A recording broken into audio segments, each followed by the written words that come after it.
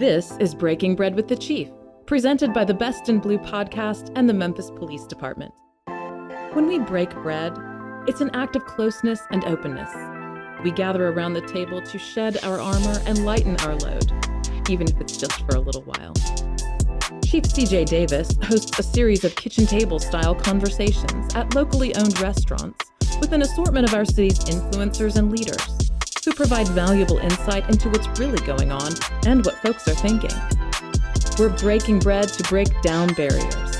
On this episode, Chief CJ is breaking bread at the internationally renowned Memphis must-eat Alcenia's. With guests, Ted Townsend, President and CEO of the Greater Memphis Chamber, Joselle Booker, President and CEO of the MMBC Continuum, and Joanne Massey, VP of Operations for Edge. Come join us at the table.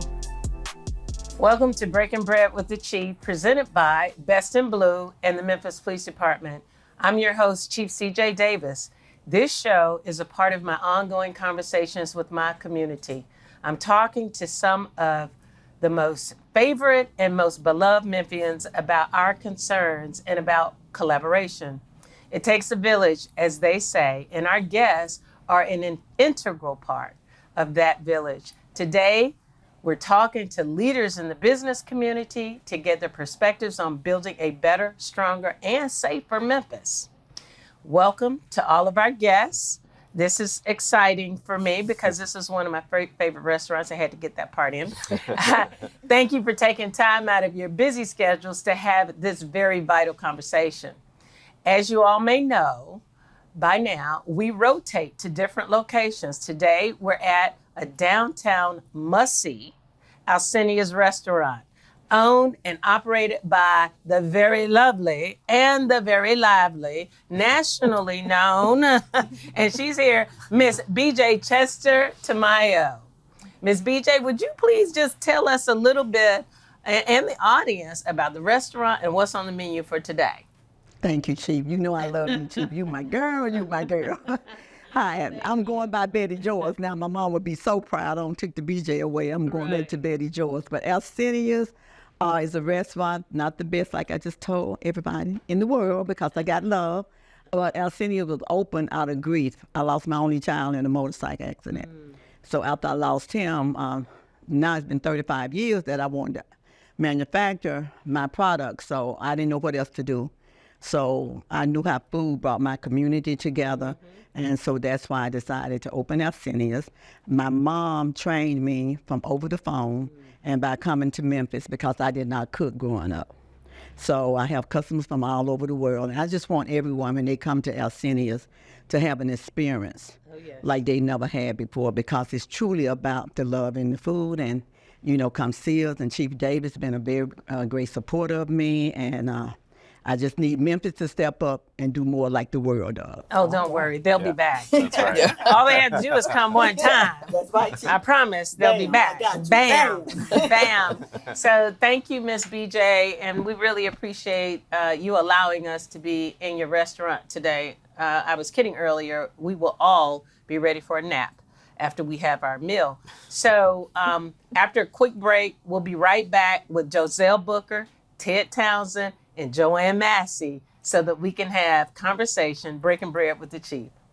A new era in public safety begins with you. Be the change you want to see. Join the Memphis Police Department. Salary starts at $54,611, increasing to $72,000 after 3 years. Incentives include pension, health, vision, dental, and life insurance. 25-year retirement, take-home cars, over 75 specialized units. For more information or details, visit joinmpd.com.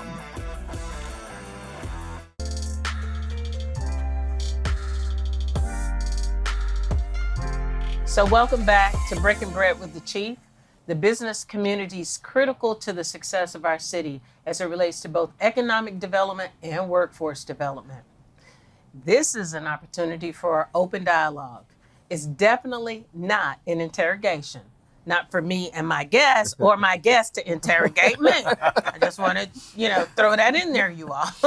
So we want to know what you as business leaders are thinking, and you are, all three of you are leaders in our community. What are you thinking, and how we all as stakeholders in our community can be arbitrators of change and progress? So let's get on this conversation. All right. Who wants to dive in first? Everybody's looking at Ted. So I'll dive in. So I will tell you that for the business community, the safety of their employees is their primary concern right now, as well as the safety of their employees' property Yes. and their own property. And when I came into my role, the first thing I did was set about meeting with as many business leaders as I could to understand what their pain points were and opportunity. But out of every one of those conversations, it always came back to public safety or the lack thereof. And I realized, okay, we have got to respond to this. They're asking for it, they're calling for it. But it's not necessarily always the greatest thing to have your chamber talking about crime and leading with that.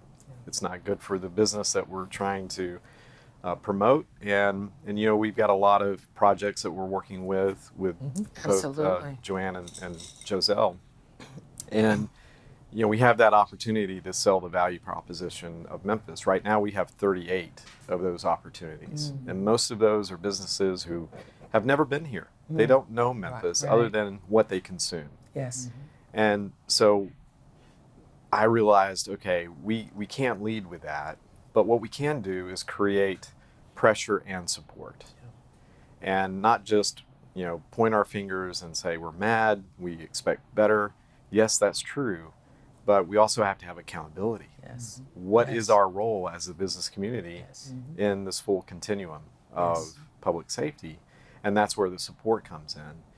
And our chairman's circle at the chamber formed a public safety accountability committee so that we could create that forum where, and you so generously have been several times in front of that group. It's important. Talking about their concerns and understanding them. And what's remarkable is how you and your leadership have responded to that. Thank you. It's not just talk, it is action. And so that is what I'm seeing, and I feel like we now have a more acutely aware business community. Yes. Their acumen of the criminal justice system is at a heightened level that I don't think has ever existed. Yes. And you want that. We do. And I've learned more than I thought I ever would or should, but it is important to do that, just as it is with education and health and all of the factors that make a vibrant community. And if I'm using the stats with a prospect, it doesn't look great if I stop there. Right.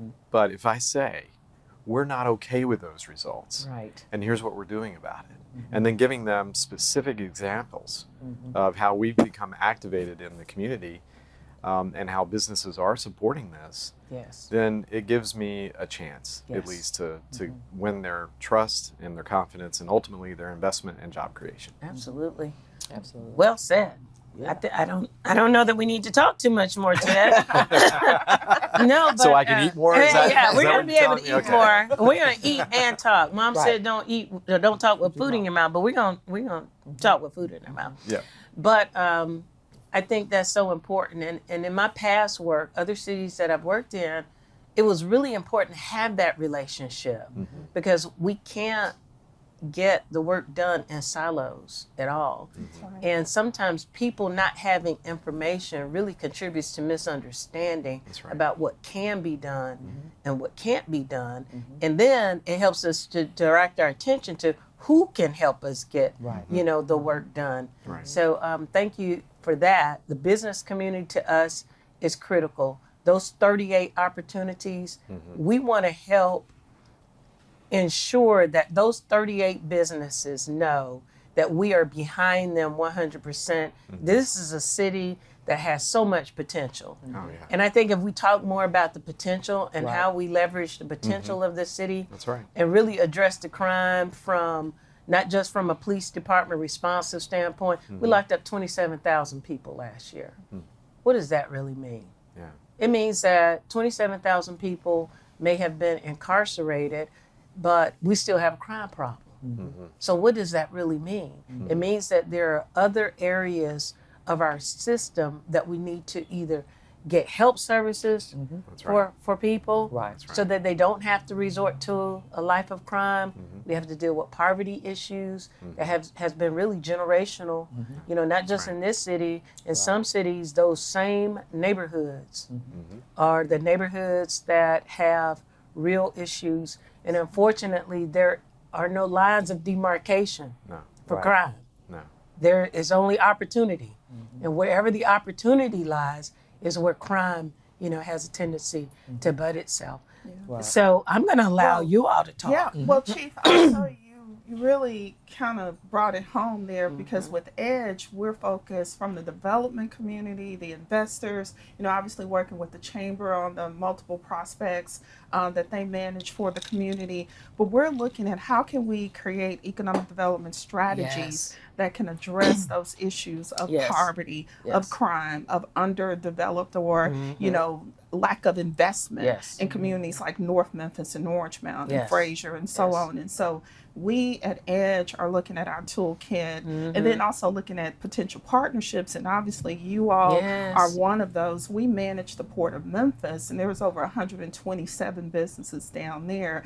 And so we were proactive in seeking a grant to get cameras put down there on the port. And we're so happy about that. Yes, and we meet with your team regularly. Connect to Memphis. Exactly. That's right. Exactly. We meet with your team regularly about that. And so our team is really focused on how do we apply strategies to the challenges, but we know that, like you said, those strategies can't be implemented in silos. That's right. It has to be in a partnership. Absolutely. So really glad to be here to be a part of that We conversation. can't keep putting Band-Aids Right. on problems. We have to really think in terms of what the long-term solutions are. And part of that is economic development and making sure that when businesses come to the city, that those businesses, and now I'm kind of stepping out of my lane because I'm really the public safety person, but I've been in government and administration for so long, I've seen things that really work. And in some of my previous work, it's been when the business comes, there has to be some type of investment in the people, in the community, in those individuals that will ensure that their businesses survive. It's reciprocal. Isn't that right, Tim? It is. Right. And on that note, when you're thinking about business survival, so at my organization, we work with minority-owned and women-owned businesses. And the impact for them has been theft of property, vandalism on some of their properties, and so it's the replacement and the making whole again of their facilities and their To get back on their feet. Right, and so with that, there in some cases profit margins are already thin and low, Right. and so it's helping them to look at the kinds of things that they can implement within their companies, because at the end of the day, if they start to lose revenue, it's going to impact their ability to retain their have to shut employees. down, And then there's another problem. Right. So all of us, I think the things that we're talking about and working collectively, it all addresses that issue. And then looking at some of the root causes in the various communities, because they're all different. And to see how we can provide those businesses with access to the resources that they need to address some of those challenges. This might be an opportunity to partner with you, especially with some of our minority businesses that really struggle to stay on their feet. Sometimes one terrible break-in or vandalism can completely take them out. Exactly. Because some of them just work from week to week and make sure that their profits help to keep their businesses going. But when I said that, we do what we call community policing through environmental design, CEPTES. And I hired back, I've created 50 positions for retired officers to come back to the police department. What they do is they go around to businesses like Alcenia's and other small businesses to do the assessments to say, your business needs cameras and you know what, if you can't afford the camera, what we're going to do is we're going to put a camera up on that utility pole. Okay. That utility pole belongs to MLG&W, and we have a relationship with them, and we're going to erect a camera there because your business continues to get targeted. That's the type of strategic planning, especially to try to curtail crime, Right. that we need to be more focused on. But the strategy has to be that we identify who those people are, who those small businesses are, and how we can come in and help them. Mitigating all of that. Absolutely. And Chief, I'll add for us with Edge, there's a partnership opportunity there because we give a forgivable loan to small businesses for facade and operational improvements that we could come alongside of you guys and provide up to $25,000 where they can make improvements like the doors, more secure doors and cameras and things like that. So, that's huge. Chief, you're solving, look at you, solving the world's problems. I know, right? Right. Tell somebody, will you? We are right now. Right. But you know what? You're absolutely right. Some of the business, I'm just going to use, let's say Laurelwood Plaza. Laurelwood Plaza is just, sort of a maze of businesses all over there in that area. I think they have sort of a joint agreement on the security patrolling, and that's what sometimes we have to do. We have to say, I can't afford security, but you know what? I can afford $25 a month for us as businesses to get joint security to patrol our areas. We need to do more of that. Some of the businesses did invest, and unfortunately, they had to dig in their pockets, but more secure roller types of, sort of like the garage door gates. Like the gates. That has been a significant change in break-ins in certain areas. And also for us as a police department to really focus on areas at the right times and on the right days. We crunch down into the data. It's not just a crime was committed here. Where are the trends? Where are the patterns? It's on Wednesday and Thursday between 2 a.m. and 4 a.m. This is where we need our officers to be. So now we look at our technology and our tracking systems so that we can make sure our officers are where they need to be at the time that we need. It's called predictive policing. And that technology, we can look at it and say, you know what? I didn't see an officer in this area all night last night. What was going on here? So it's more of a collaborative approach to how do we help businesses. I talked to a young lady whose business in the Fraser area has been hit 3 times. And for her, Tierra Caswell. I think that's that's her. And we sent some cameras out, some remote cameras, and we were able to erect those cameras on her property, and it sort of curtailed things. But I think she has 3 businesses now, and we're going to be working with her as well to try to make sure that we do our part. But I think there are going to be some grant opportunities, just like you said. How do we help businesses shore up their businesses? And then we'll get to the other issue of how do we ensure that our criminal justice system is addressing those individuals who demonstrate over and over again that that's what they do, that's who they are, and how do we make sure that they are dealt with appropriately? Because if 20% of the people are committing 80% of the crime, we need to focus on the 20%. That's right. Absolutely. We don't need to cast a wide net because we just have some people that just need an opportunity. But there are some individuals that are not just committing property crimes, but violent crime in our city. And we're starting to get more laser focused on who those individuals are and working with our DA's office and our court systems and putting the information out because the community needs to see it.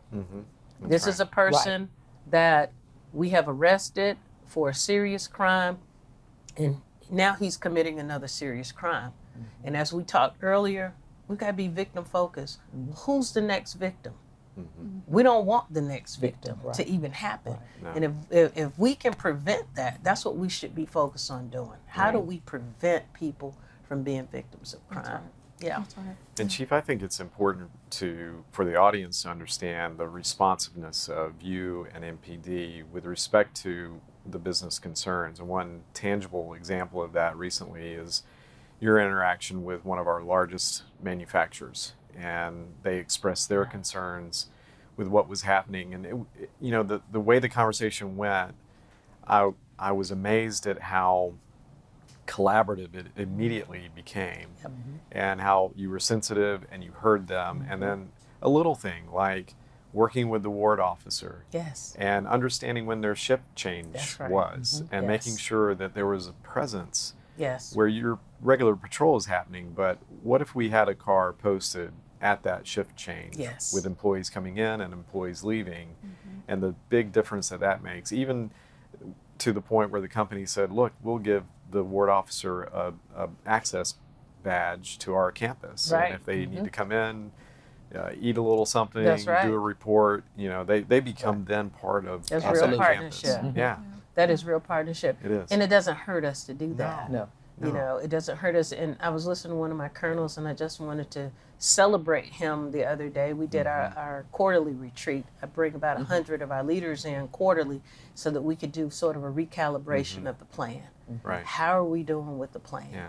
And one of our colonels got up, and he was basically talking about how he tells the police officer, if you got to do a police report, don't do the police report at that scene. If that's not my problem scene, go do your police report at the gas station on the corner of such and such and such and such. Because you got to spend 15 to 20 minutes Right. to do that report. Right.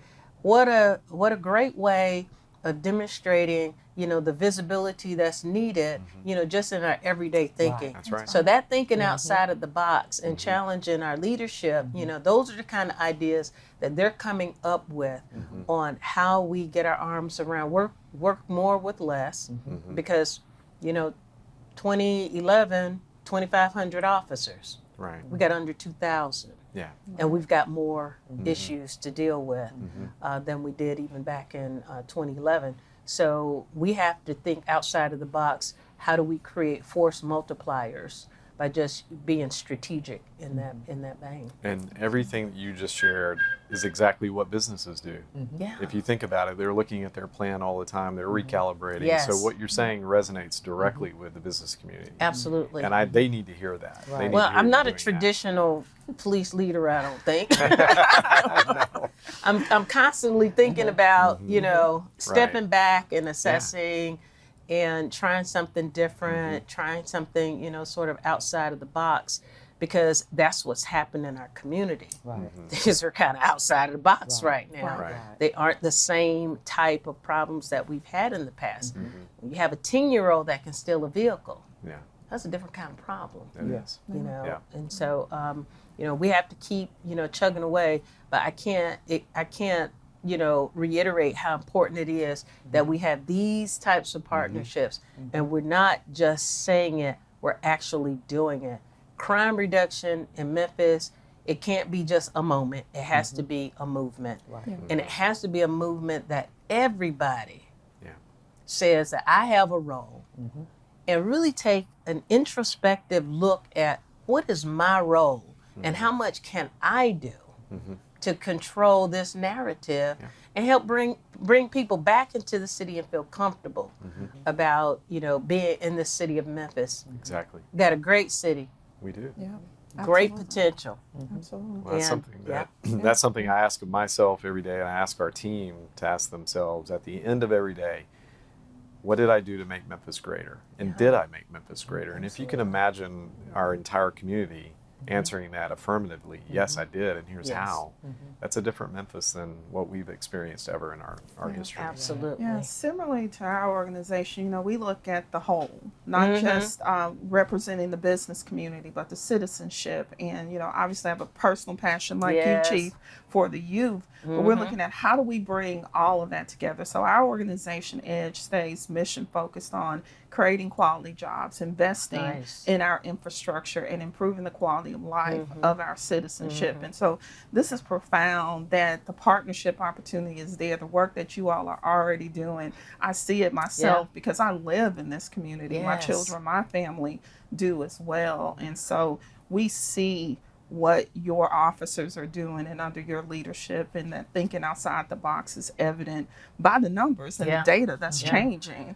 And we really appreciate that, for sure. Well, I can't say enough about those officers who have been agile to understand that our community is our customer, and that's the way I speak to them. And when someone says that they pay your salary, guess what? They absolutely do. Right. That's right. You know, that doesn't go over well sometimes, but when you really think about it, we are there to serve our community and try to be, you know, the ambassadors that not just respond to crime, but represent the city in the way. A lot of times we're the first face of the city. People see the uniform and we are represented as what Memphis is. And we want that first impression to be a good impression. Right. And we want to be service oriented too. So we've got a few minutes. I'm going to throw a question out there before we go to our break. And I want you all to just kind of think about this question. Our downtown space, and I tell my staff this on a regular basis, is not to ignore the rest of the city, because the rest of the city is important. But every city's downtown space is the most critical element of survival of the city. So when we lose downtown, you lose the city. So when I say that from an economic standpoint, which is really important. Right. So let's think about what can we do to help with that visitation and the image of even our downtown space, that first spot that people sort of, you know, come and visit. And when we come back, I want to see how creative we can be about what downtown looks like and how we can make it safer and make people feel good about coming downtown. Great. So we will be right back with Breaking Bread with the Chief. You're watching our regular show, and we're here at Alcenia's. So don't go away. We'll be right back.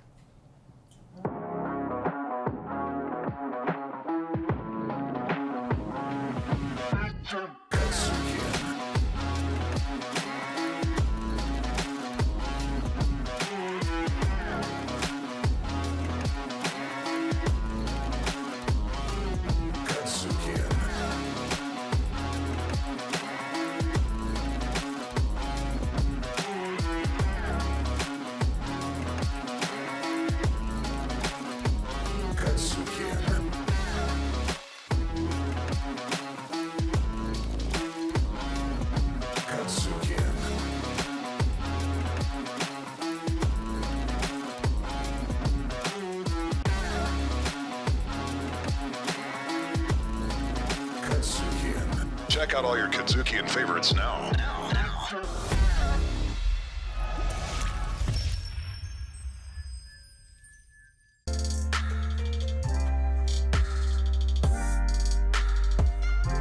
So we're back. I hope I'm not talking with food in my mouth. We're back to Breaking Bread with the Chief. And before we went on our break, I had a question about economic development in the downtown space. And I just want to hear perspective. We are doing some things in the downtown space, and of course, Ted's been a part of that. But I just want to hear some perspective. This is not saying that we're not looking at the rest of our city, but how do you feel about downtown Memphis? Chief, I think, you know, what you're doing in regards to the presence of officers and not just reacting to a scene or incident, but just being here, just being when you have, you know, folks who are working downtown and they're seeing officers day to day. And then, I mean, we're number 2, Ted, for a tourist attraction, Beale Street, somewhere around there. Those visitors seeing officers, that's something that's really important. And then something I think that's also already being done, but can be more of, is just identifying those problem areas. We were talking about lighting up downtown, and where, you know, those people that have nefarious intentions are hiding in the shadows. That's right. Well, when they're hiding in those shadows, the officers are either right there, cameras are right there, lights are right there Yes. to Yes. shine a spotlight on it. So I think that's one thing. And then, as I mentioned with Edge, we recruit companies alongside of the chamber, but we're also helping to protect those assets as Absolutely. they are being built here. And so I think that's something that we can really help focus on to help improve our downtown. And that's, you know, this conversation has just got me thinking about some things that we could even do better as people come to the city and those conversations are being had. We could be a part of those conversations also at the appropriate time. That's right. So that our new businesses know what our resources are and how they can utilize, you know, their police department to help them acclimate to the environment and give them just suggestions about and even visit their locations to say, you know, before you open up, you might want to, you know, put a camera on this corner of the building. You may want to have some specs that can integrate in our real-time crime center. right. And of course, Ted is doing a great job as far as getting that message out. But to personalize it and have maybe the colonel who's over that area to come out and say, It's a great idea. I'm your colonel. My officers are going to be taking care of you. Yep. You know, I think if we do more of that, and that's what these meetings are about. Right. Yeah, that's right. You know, really talking about how do we do the gap analysis Right. and identify areas that we can do better in. And that should just be part of the protocol moving forward. Absolutely. And standardize that and institutionalize it so that Yes. when a business comes in, Yes. it's almost the welcome wagon. Absolutely. Right? So this is how you Absolutely. onboard into our community. And Yes. part of that is an assessment Yes. from MPD. Absolutely. I like it. I like it. Well, great idea. Chief, We I'll package tell it. you, Uh-huh. Betty, she specializes in these sweet potatoes. Oh. But businesses specialized in security and, That's and true. law Right. enforcement. Right, And so right. they need that kind of help. They Yes. don't think about that on the That's front right. end. So that's a really Right. great Yes. point, Yes. Ted. And, Yeah, I It think is. so Yeah. too.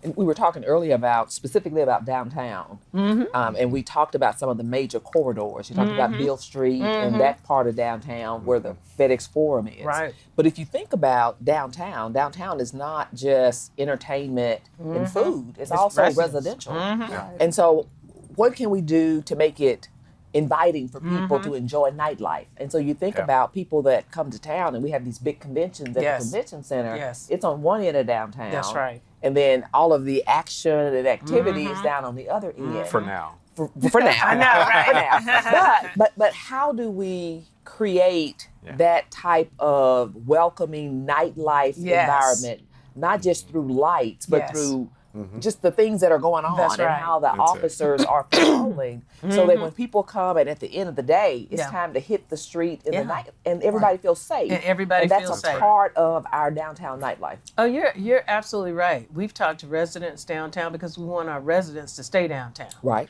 I mean, I lived downtown for 6 months. I loved it.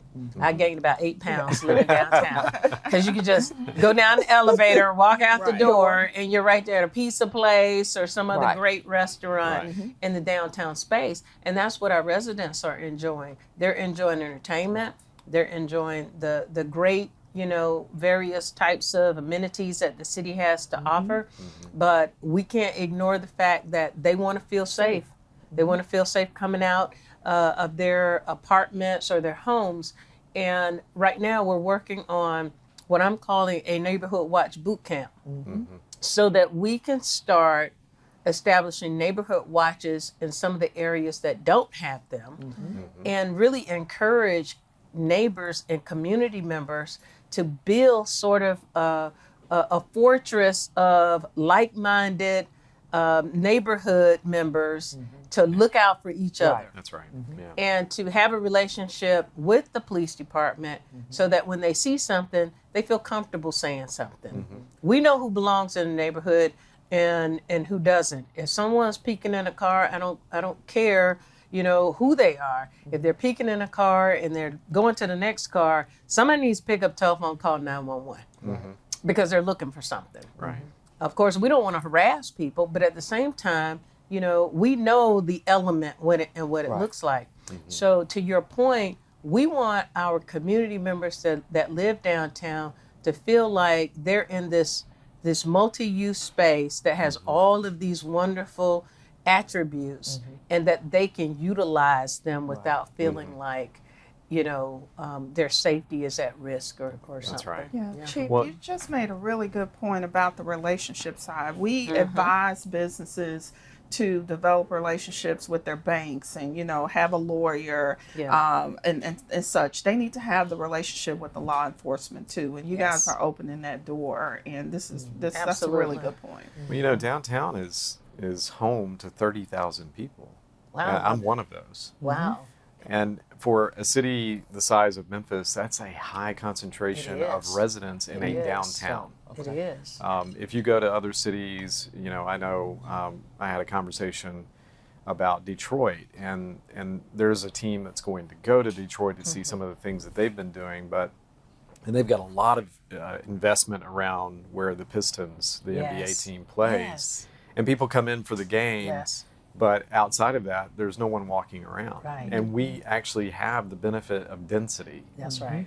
And I want to see more density of businesses with a nexus of their operations being downtown. And that's what I'm excited about. But Yes. if you consider the investment that's coming into our downtown core Right. with St. Jude and the $3 billion they have underway with two 15-story towers and 100 North Main, $280 million. Looking coming forward in. to that. Yeah, so Edge it's is the proud to yeah, invest. exactly. Yeah, that's So awesome. all of these intersections of Yes. investment coming into downtown, I think, should start to continue to build the confidence that businesses can coexist with the residents, Yes. and having foot traffic. And you know Yes. this, having a lot of foot That's traffic does dissuade Yes. crime. That's It right. just does. That's Where right. there are people, That's right.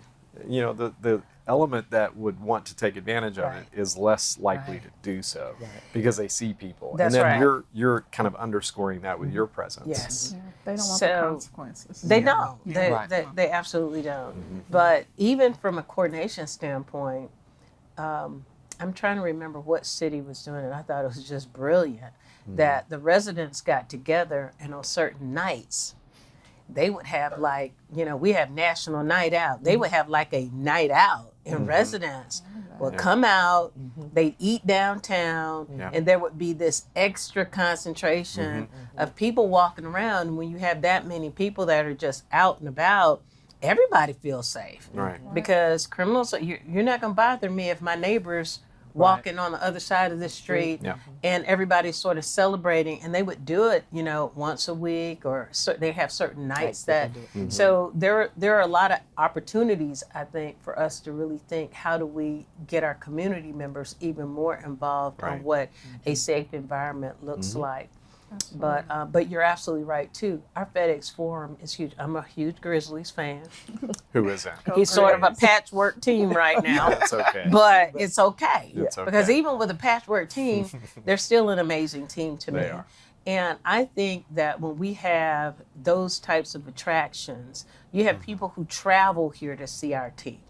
That they don't even support their own team in their city. Right. They travel here and they support our team. We should really just ensure that they feel good about coming to our city, they feel safe about coming to our city, and they want to come back. That's right. And that their experience is one that they brag about and talk about, and then they bring other people back with them. Exactly. Yeah. And we've invested in that environment, and a lot of that is coming from right here.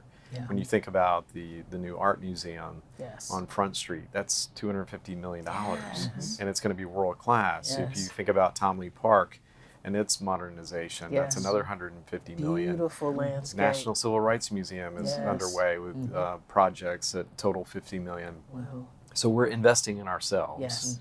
And Yes. I think that really, I believe, needs to be more of our narrative. We need to know those figures. Exactly. We need to know what's going on, and we need to know that we are worthy of that investment. Absolutely. Can we get a Ferris wheel?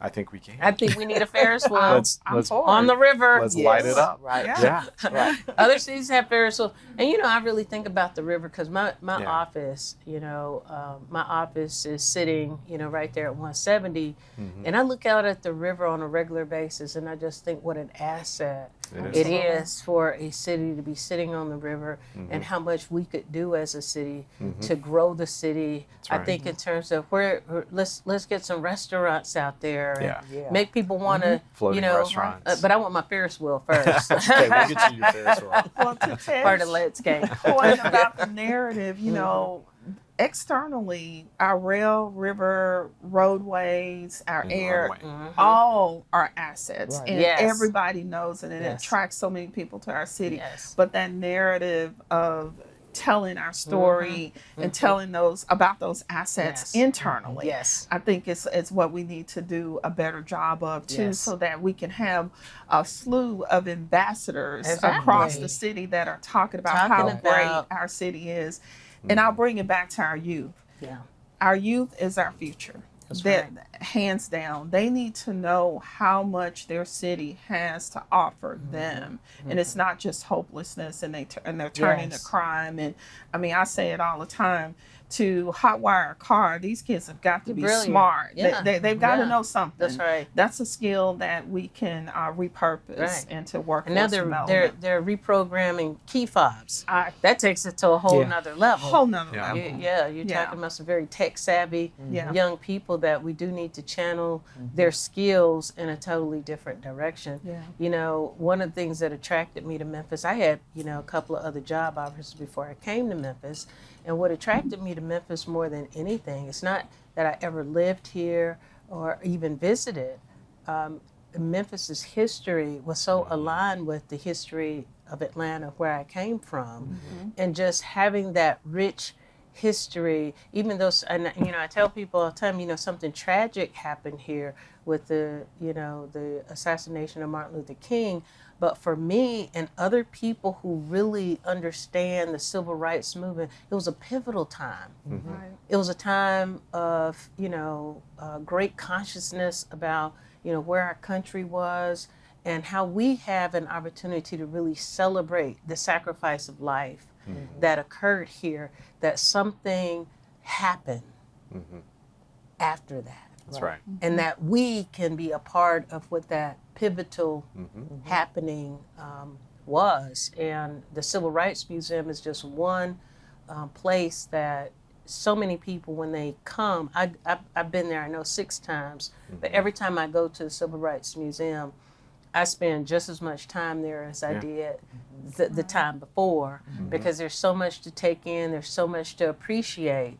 And I think talking about our city and the messaging needs to be just more uplifted about what the future can be, not just in this moment, Right. when we're having challenging times, but what we see Right. for the future, because we've outlined some great things that are going on. That's right. You Yeah. got 38 businesses.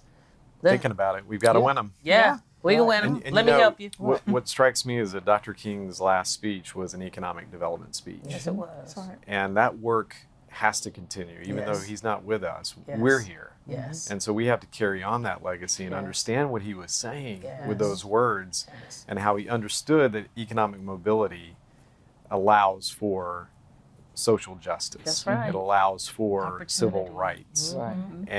And so we all have a responsibility. I know you deputize a lot of people, but when I'm in front of an audience, I say, look, I'm deputizing you as the economic developers. We all right. should think that way. Yes. Yes. And that will make a difference. Yes.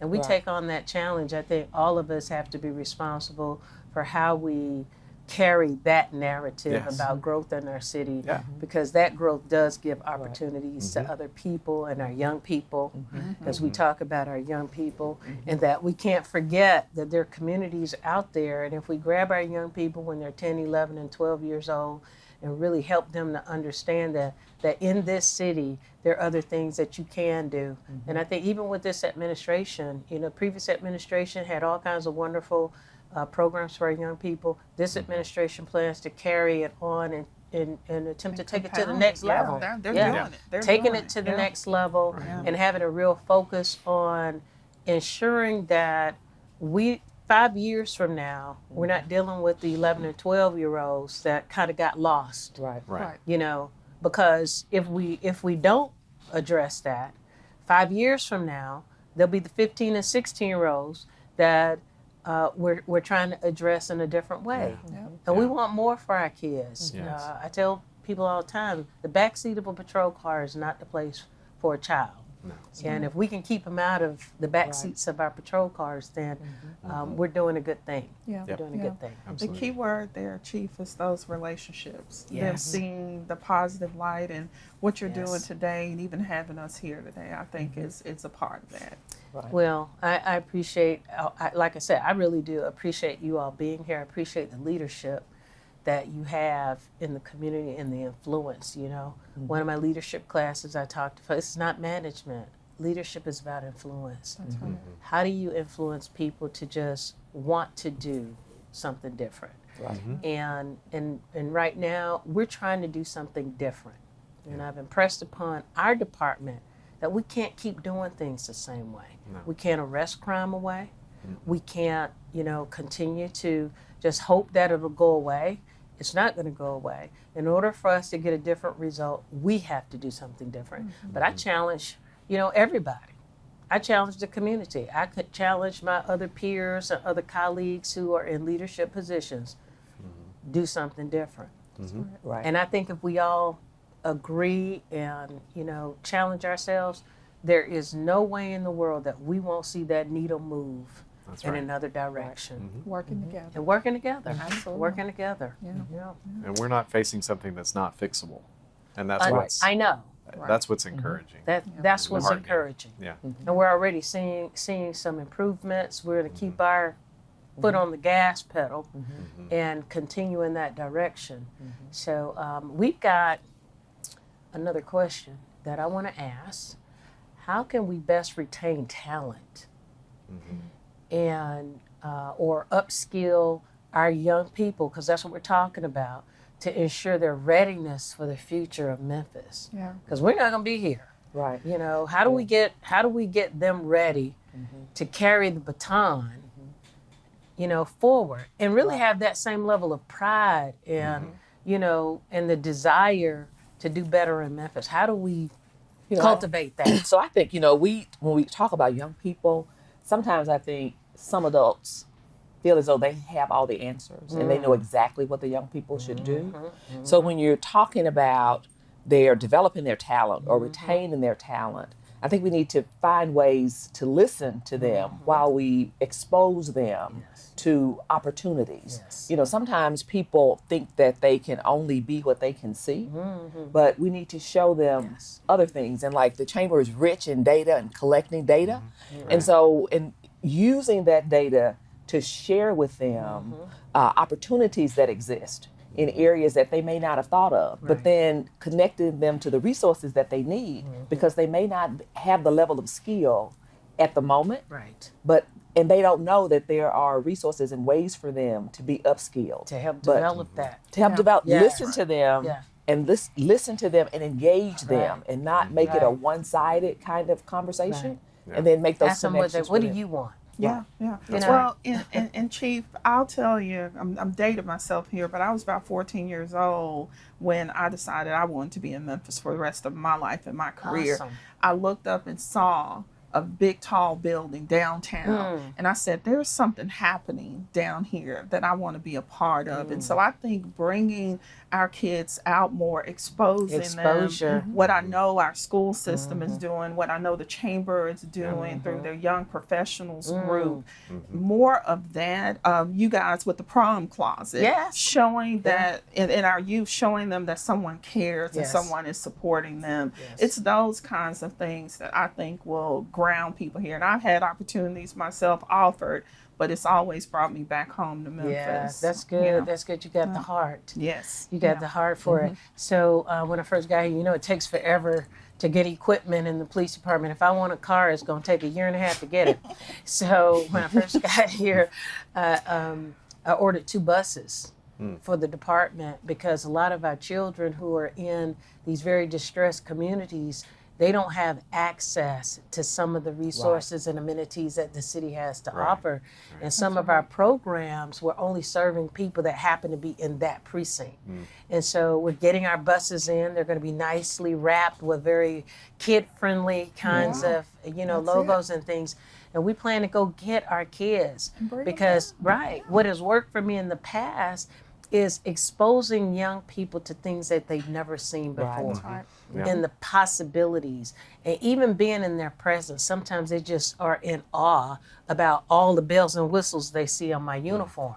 Like, what is all of that? And I answer all the questions. But I think the other thing is that it gives them hope that they can aspire to be someone like me, or or whatever. You can be in the theater and you can be, a star football player or whatever the case might be. Some of our young people have never been to the Civil Rights Museum, or to a play or to a dinner, Shelby Farms Park. They hadn't been downtown, Chief. They That's live in right. Orange Mountain and hadn't been downtown. Right. And we know there's studies out there that say lack of mobility outside of your neighborhood. So people who never leave their neighborhoods, if they're in a neighborhood that is impoverished, there's the higher probability that they will remain in that neighborhood and they will remain impoverised. So I think the bus and taking children outside of their communities, I think is going to be a great. Can we get on that bus too? That sounds like fun. Put the chamber, the business. Get y'all on that bus.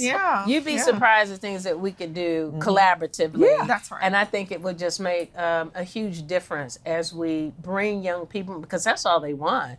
They want somebody to love them. And, kids aren't born criminals. No way. They just aren't. They're not born criminals. They're products of their environment. And where they lack, they find love sometimes in the wrong places. And just that, it's the same with my officers. Just patting them on the shoulder makes them go out there and do a better job sometimes. Sometimes you just need to be able to show the level of concern and care that you have for community, because some of them, quite frankly, don't have parents in their house. We hear people say, oh, well, lock the parents up. They don't have parents. Some of them are without parents, and sometimes the parents have issues too. I mean, that's the reality of it all. So we have to find other ways to try to wrap our arms around, our communities. Well, I know we are wrapping this up, and my timekeeper is making signs over there at me. And as we wrap up, you get to be the chief for a day. Ted? All right. What would you do?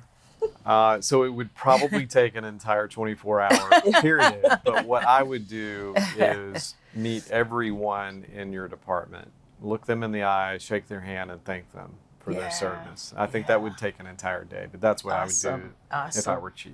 Awesome. And we're working on that. I actually have a commander's tour that we're about to take.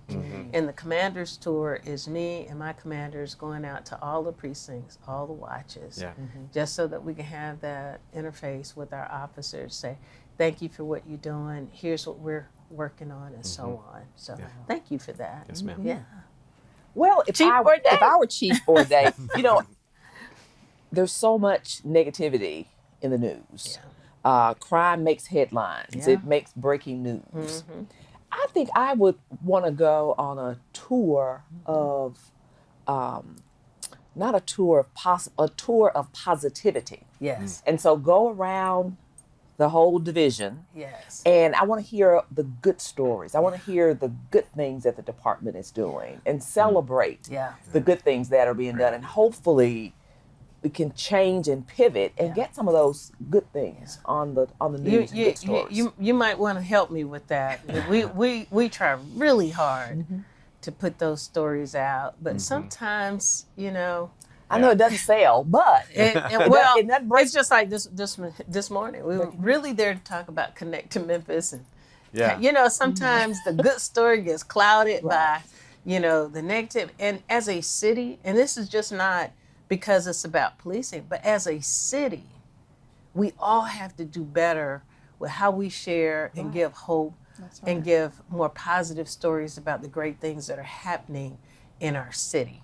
We have to. We have to. Because otherwise we feel defeated and we Yes. feel that there's no hope. Yes. But I think that is so important It because I is. think there's a lot of good work being done and Yes. a lot of positive stories that Yes. can be told. Yes. And people just need to hear about Yeah. it. Well, this was one of the avenues that we resorted to, if you will, and it's a great avenue to be able to really talk about real issues, real problems, and how we're working to fix those problems and how we're working together. We're going to find more platforms to share this on, but Kazukian's done a great job as far as, collaborating with us. But you're absolutely right. We hope that our media teams, no matter what stations they are, they help with the whole public safety story, that there are some good things happening in our city. And our officers deserve to hear thank you and congratulations for the work that they, because it's heavy lift. Right.